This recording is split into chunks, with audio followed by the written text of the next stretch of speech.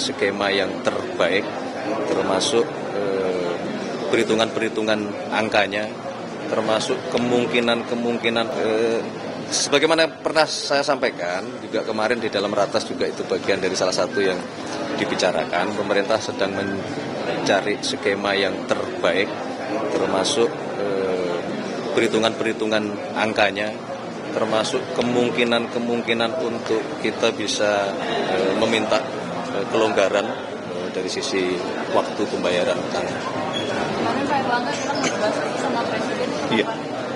Ya, kemarin dibahas, kemudian Pak Erlangga, Menko Econ, Menteri Keuangan, kemudian CEO Danantara diminta untuk, sebagaimana tadi yang saya sampaikan, menghitung lagi detailnya, kemudian opsi-opsi untuk meminta misalnya perpanjangan masa pinjaman, itu bagian nanti dari skenario skema yang terbaik.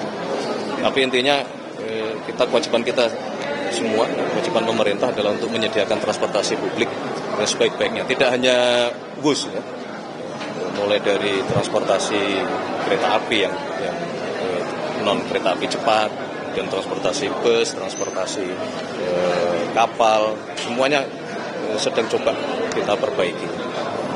Oke, terima kasih semuanya ya. Presiden ke-7 RI Joko Widodo akhirnya buka suara terkait polemik kereta cepat Wush. Menurut ayah dari Wapres Gibran Rakabuming Raka ini, prinsip dasar transportasi massal tidak mencari keuntungan. Jika ada subsidi dari pemerintah, itu adalah bentuk investasi. Hal itu dikatakan Joko Widodo di Solo, Jawa Tengah pada Senin. Menurut Jokowi, keberadaan Wush dan kereta lainnya untuk mengurai kemacetan yang parah. Jokowi mengklaim saat itu kerugian akibat kemacetan di Jakarta mencapai 65 triliun rupiah per tahun. Jika digabung dengan Tangerang, Bekasi, dan Bandung, kerugian negara mencapai 100 triliun rupiah per tahun.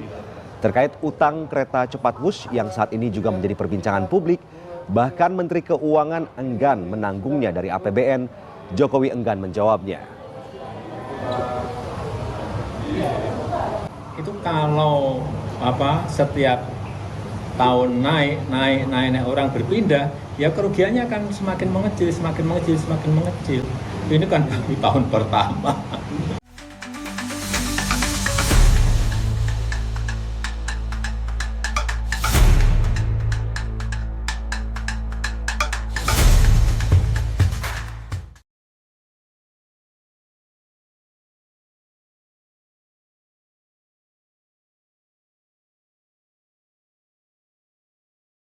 Kereta cepat Wush, kecepatan 350 km per jam, sebuah capaian teknologi yang membanggakan.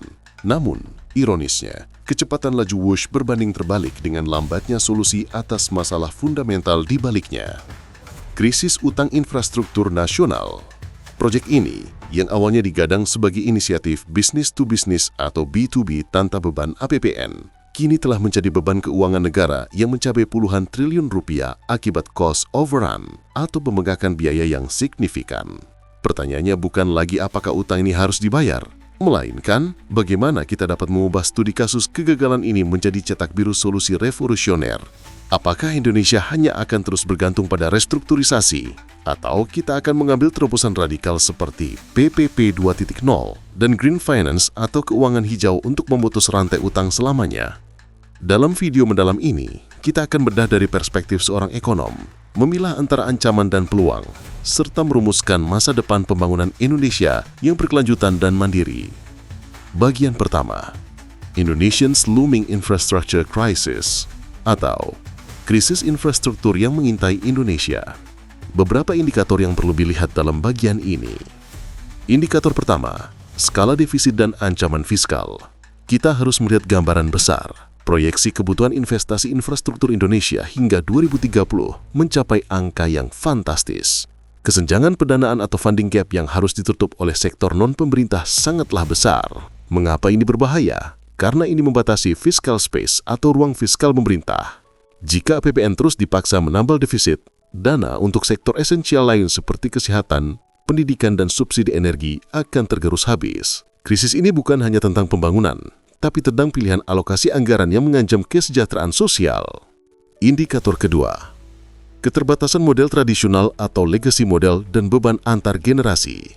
Model pinjaman konvensional seperti utang bilateral atau pinjaman komersial jangka pendek terbukti cacat untuk proyek infrastruktur berjangka panjang. Pertama, maturity mismatch atau ketidaksesuaian jangka waktu.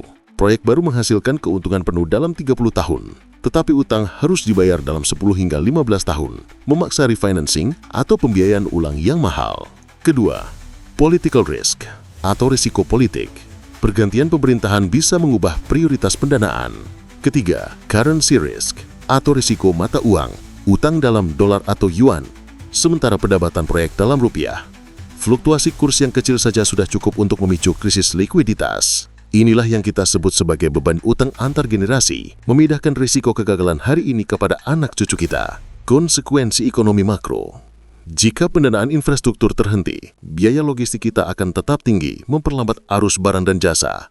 Akibatnya, daya saing Indonesia di pasar global menurun dan target pertumbuhan ekonomi kita akan terhambat oleh bottleneck struktural. Urgensi mencari solusi inovatif kini bukan lagi pilihan, melainkan mandat ekonomi.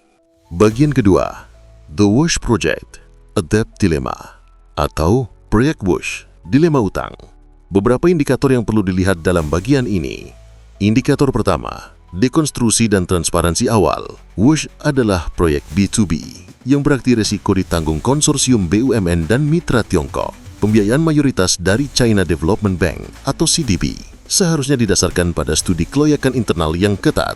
Namun, ketika cost of run atau pembegakan biaya terjadi, struktur ideal ini runtuh. Mengapa? Disinilah kita harus mempertanyakan akuntabilitas. Apakah feasibility studi awal terlalu optimis? Ataukah ada faktor-faktor non-ekonomi yang memicu kenaikan biaya yang tidak terhindarkan? Indikator kedua, isu akuntabilitas dan pelanggaran hukum. Skala cost of run yang memaksa pemerintah menyuntikkan dana negara atau PMN dan memberikan jaminan utang memunculkan pertanyaan serius tentang akuntabilitas manajemen proyek.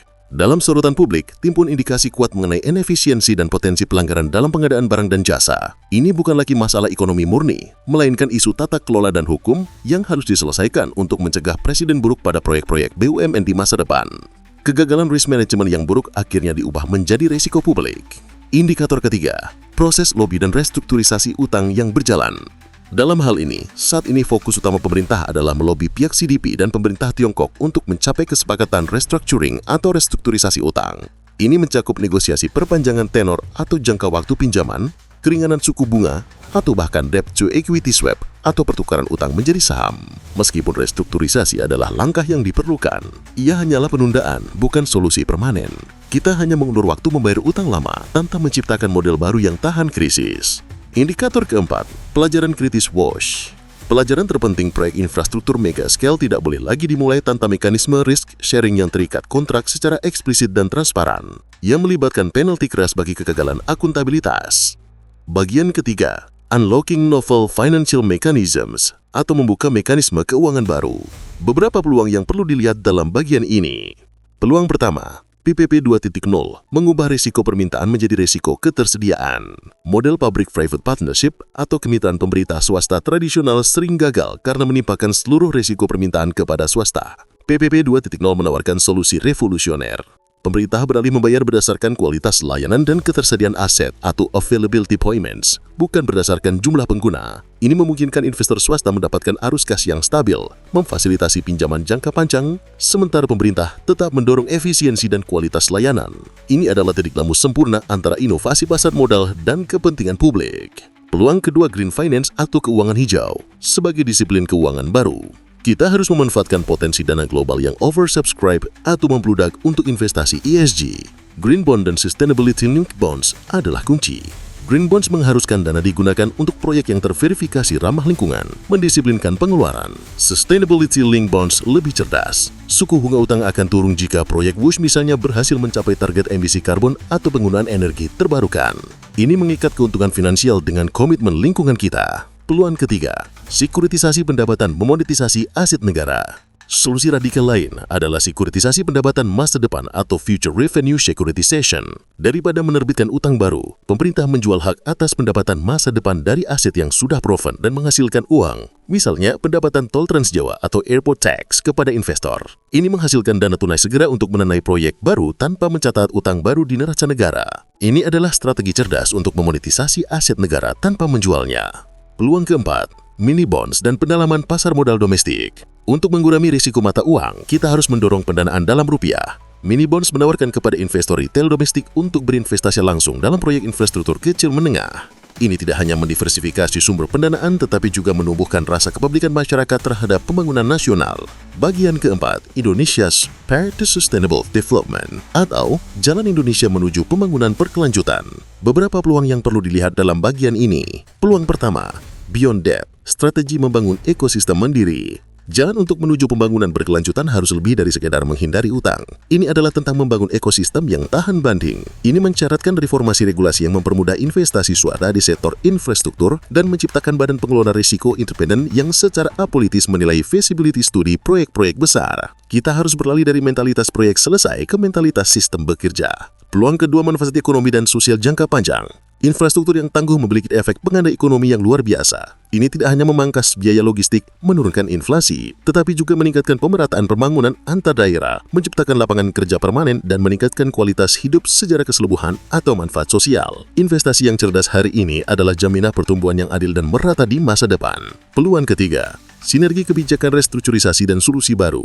Meskipun pemerintah sedang melakukan lobby restructuring Bush, upaya ini harus berjalan paralel dengan adopsi solusi inovatif. Restrukturisasi adalah tindakan reaktif terhadap masalah lama, sementara Public-Private Partnership atau PPP 2.0 dan Green Finance adalah tindakan proaktif untuk mencegah masalah baru. Pemerintah harus memanfaatkan momentum Bush ini untuk secara resmi mengadopsi model-model pembiayaan ini sebagai standar baru untuk semua proyek BUMN dan infrastruktur di masa depan. Peluang keempat, upaya kolaboratif untuk masa depan sejahtera. Keberhasilan reformasi ini membutuhkan kolaborasi. Masyarakat harus menuntut transparansi, investor harus berani mengambil risiko yang terukur, dan pemerintah harus menunjukkan komitmen politik untuk mereformasi BUMN dan regulasi pendanaan.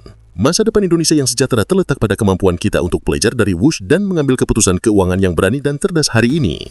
Jika analisis mendalam ini mencerahkan Anda, bantu kami sebarkan pengetahuan ini. Sukai video ini, bagikan kepada rekan Anda, dan berlangganan terus untuk mendapatkan analisis ekonomi yang berani dan transparan.